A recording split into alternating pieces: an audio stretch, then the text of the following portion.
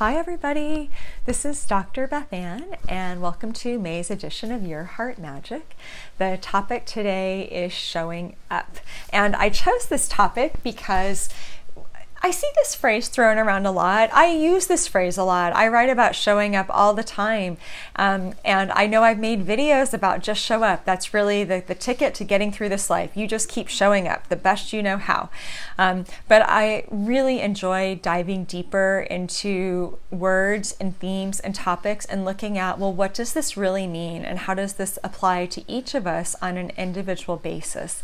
And the more I have explored showing up and thought about what does this mean, the more I realize how highly individual it is, because depending on who we are and where we're at in life and what our lives are composed of, we're each called to show up in different ways. And within like a week of our own little world, whatever composes that microcosm, we might be called to show up in multiple roles, to multiple moods. Some days showing up might be just getting out of bed and saying, I'm going to go adult today, even though I don't want to. And because I'm tired or sick or cranky or stressed or worried about this thing in my life, I'm not really fully present to take in the gifts of the day.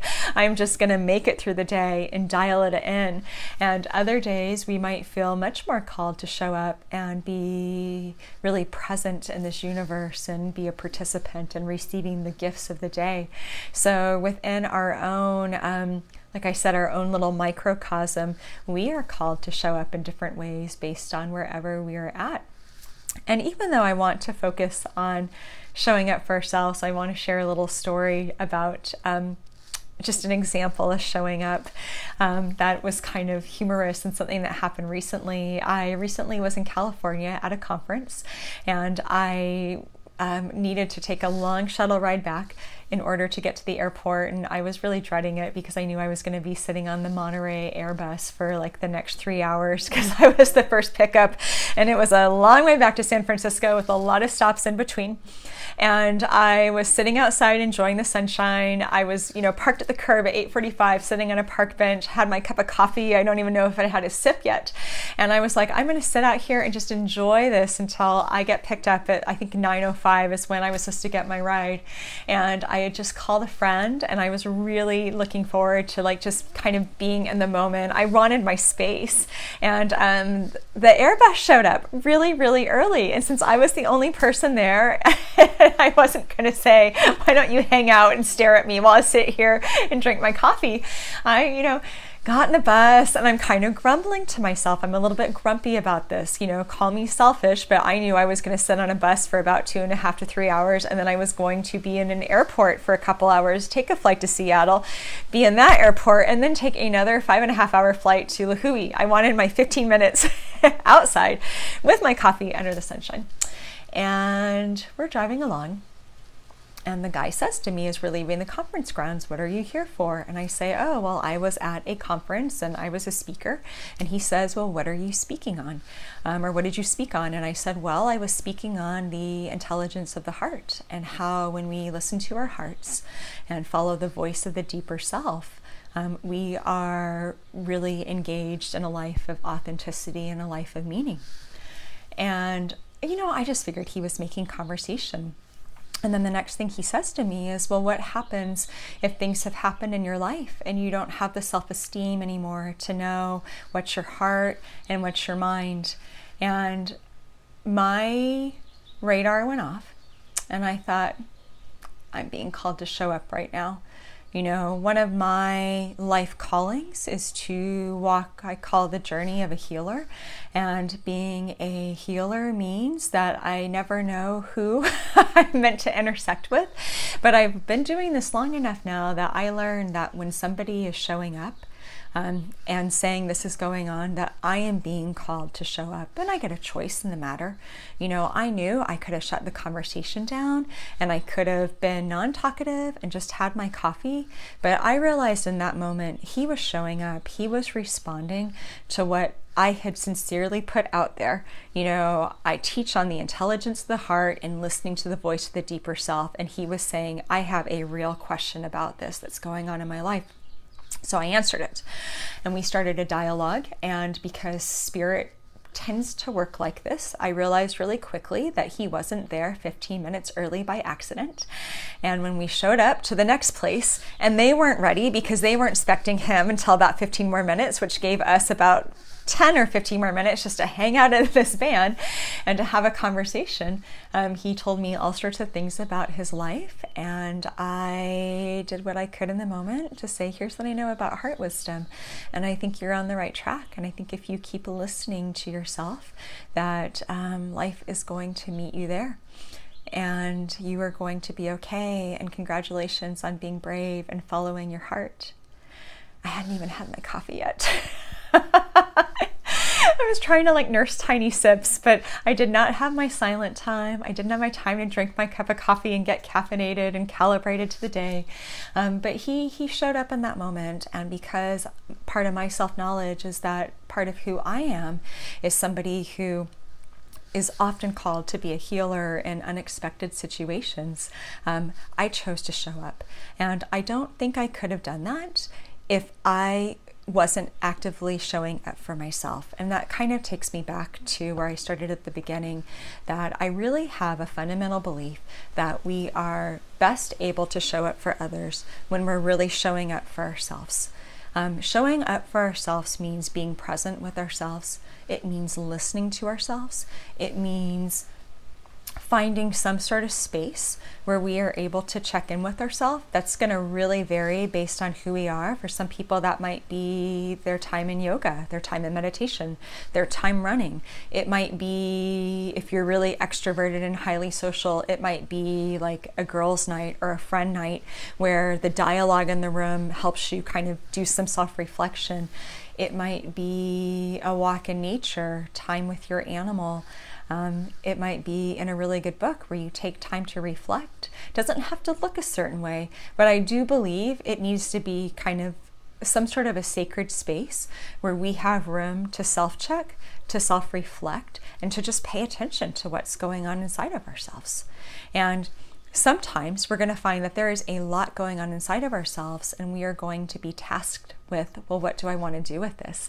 Maybe I'm seeing a theme come up in my life right now where I'm feeling really angry or sad, or I'm noticing something really tough. Maybe I feel misunderstood by people, and this situation keeps happening over and over again in my life. When we show up for ourselves, we just attend to it and we say, hello, whatever you are, sadness, rejection, abandonment, excitement, nervousness, unidentified feeling. I don't know what's going on, but something's going on inside of me. I can't name you, but I know you're there. We just say, well, hello, come on in. What do you have to share with me? And then we listen. We listen through journaling. We listen through talking with a safe person and exploring our feelings or exploring our thoughts. We listen through self-reflection. We listen through putting on music maybe and seeing how we feel. Maybe the music's really cathartic. We can listen in so many ways. There's no right or wrong to any of this, but there is the fundamental principle that when we're paying attention to ourselves and we're listening to ourselves, we're able to be present for ourselves. And then we're able to invite in whatever's coming up, and then we get to make choices about what to do with that. Now, that day in the Airbus, the driver showed up for himself. He did. Whether or not he knew it, whether or not he knew the conversation was going to go where it was going to go, something inside of him must have said, ask this woman this question, because it was such a deep, vulnerable question. And observing him the rest of the ride, he didn't have interactions with that like that with anybody else. It was just with me. Something in him said, just speak your truth. So he spoke your truth. He showed up for himself. He showed up for the voice inside, and he just put it out there. And I responded in like kind, because I responded to that energy and said, here's somebody who's being utterly sincere and utterly genuine. And it doesn't matter that you haven't had your coffee, and it doesn't matter that your little Beth Ann plans were kind of wiped away, where you're not going to be sitting out in the sun for your 20 minutes before you start your long journey back. What matters is this human moment, this human connection, this heart-to-heart conversation that's taking place in the most unlikely of places at a very unlikely time. That's what happens when we show up. The right people start to come in our path. We are able to have better discernment about who's the right person and who's not. I don't choose to show up and bring those healing gifts for anybody.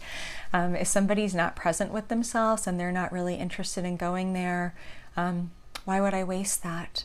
You know, we start to have that wisdom, that wise woman or that wise man inside of us that says, this person's like really putting it out there, meet them back. Versus this person is not meeting you there. So you don't need to do this. You can take your own energy back and just be present for you. What we're really developing is this massive self-awareness and a relationship with our inner truth, our inner voice, and our inner intuition. And that's what really starts to guide us with what do we do? When do we say yes and help out? When do we say, no, I can't today?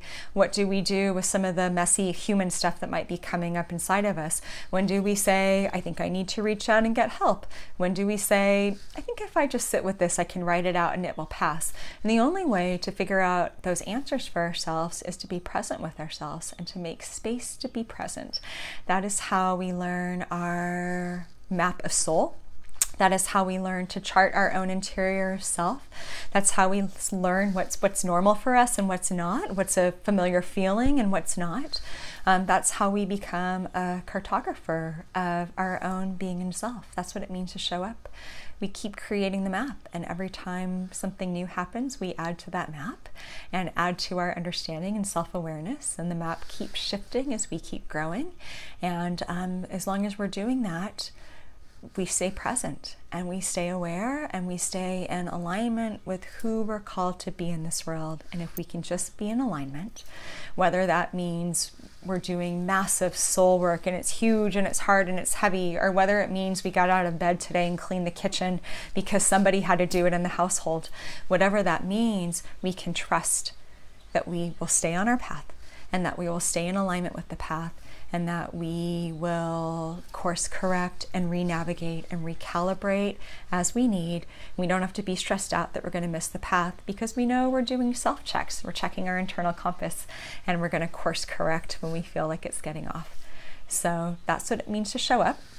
Thank you so much for joining me for May's edition of Your Heart Magic. If you are just catching this on YouTube and you want the bigger picture, feel free to pop over to my website at bethannkw.com, and you can sign up for the monthly guide, which comes with some writing and soul care exercises as well. But if you are just watching this here, that's fine too. Whatever you want to do, it is your heart magic, and you get to tap into it in the way that feels best and most right for you.